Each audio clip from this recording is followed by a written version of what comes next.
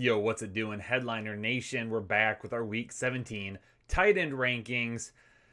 I mean, it's been the worst position all season long to try and figure out. So hopefully, if you've watched these videos, if you paid attention in the offseason, preseason, all that good stuff, you made it through.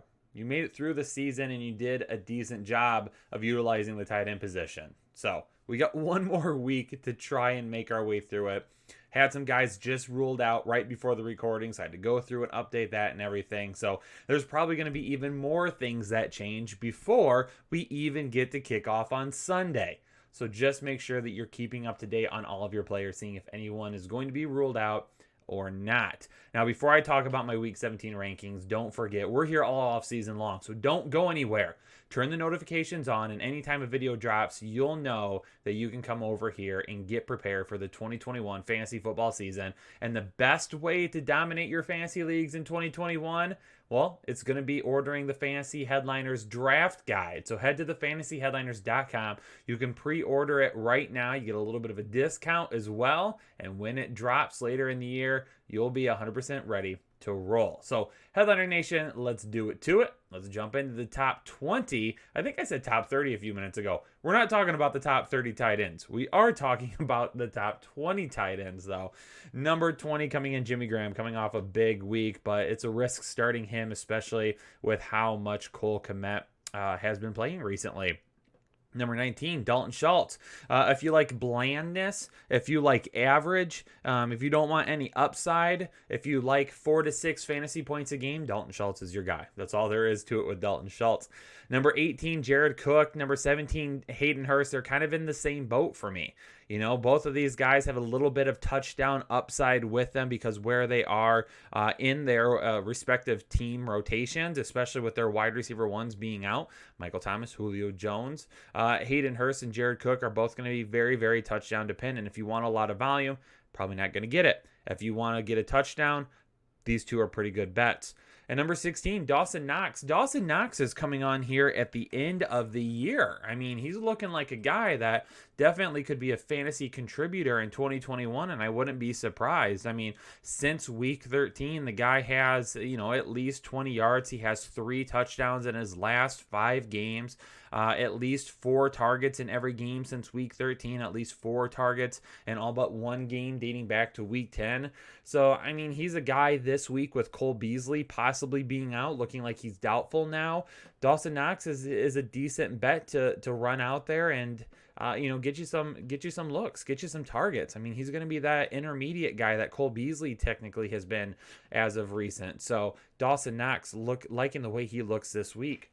Jonnu Smith at number 14. Jonnu Smith making his way back into our hearts last week with the touchdown, his first since week 11.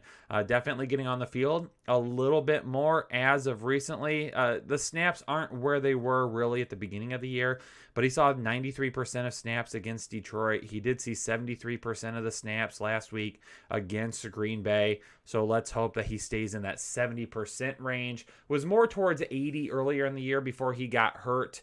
Been right about in 70 since then. Number 14, Evan Engram. With Evan Engram, really it's all about potential volume, and that's sometimes what you got to look at with these wide receivers. He does have an ankle injury. As of this recording, wasn't specifically out, but you really got to keep an eye on that because Evan Engram could end up missing this week. If he does play, this is where I will have him, though, because he's got a pretty decent matchup going up against Dallas. At number 13, Austin Hooper. 15 targets last week, but they had absolutely no wide receivers. This week, Austin Hooper, a little bit less of a ceiling than what we saw last week, but should still have a pretty decent floor. Eric Ebron going up against Cleveland with Mason Rudolph playing this week. Eric Ebron could be in a good position to see a lot of targets because we know Mason Rudolph cannot push the ball down the field to save his life. Irv Smith Jr. coming in at number 11. Like Irv Smith Jr. this week going up against Detroit. The last time he faced Detroit, he only had 10 receiving yards, but he did have 2 touchdowns. He has 5 touchdowns in his last 5 games, and they've been utilizing him a lot more recently. At number 10, Rob Gronkowski. My concern about Rob Gronkowski this week is that he gets pulled off the field if they end up blowing out the game. Going up against Atlanta, it is possible that they could go up by quite a bit. And if they do, he could get pulled out. Now, he did get pulled out early last week as well, but he scored 2 touchdowns before that. So hopefully we see kind of the same thing from him this week. Mike Gesicki coming in at number 9. I don't like him as much now that we know Ryan Fitzpatrick is going to be out, but we do know that even if Ryan Fitzpatrick is out, Mike Gesicki's upside comes down, but still has a pretty safe floor because Tua is going to be looking his way. Now, Mike Gesicki is still listed as questionable, so keep an eye on his status leading up to game time, but if he plays, definitely willing to put him in there. Robert Tonyan has been saved by touchdowns for 5 straight games, and last week with no touchdown, we saw just how detrimental he could be to our team. So he is much lower in our rankings this week going up against Chicago. But again, it's all about finding that touchdown. If he can find the touchdown, he's a fantasy viable start. Noah Fant going up against the Las Vegas Raiders. He's got 20 targets in his last 2 games. That's why Noah Fant is so high on this list right now, because like I've said before, if you're getting the targets, we have got to have you as an option at the tight end position. That potential volume is always there when it comes to targets. And number 6, TJ Hawkinson. I don't like any of the wide receivers from Detroit this week. TJ Hawkinson hasn't broke 40 receiving yards since week 14. You know, Chase Daniels being the quarterback really hurts a lot. That's why he's a lot lower. But with no Kenny Golladay, he is really the 1A, 1B type target in this offense along with Marvin Jones. And number 5, Logan Thomas. Logan Thomas having a big play called back last week that really hurt his fantasy upside. He did still end up having another 12 targets back-to-back weeks with at least double-digit targets. He did end up having 63 yards this week going up against Philadelphia, a really safe start. And speaking of Philadelphia, Mr. Zach Ertz makes a huge climb in my rankings this week. No Richard Rodgers. No Dallas Goedert, no Alshon Jeffrey, no Deshaun Jackson. Zach Ertz is going to be the number 1 target in that offense this week going up against Washington. And since it is a tough matchup for the wide receivers, the tight end should end up seeing quite a bit of targets coming his way. He probably has just as much upside, if not more upside, than everyone outside of Darren Waller and George Kittle this week.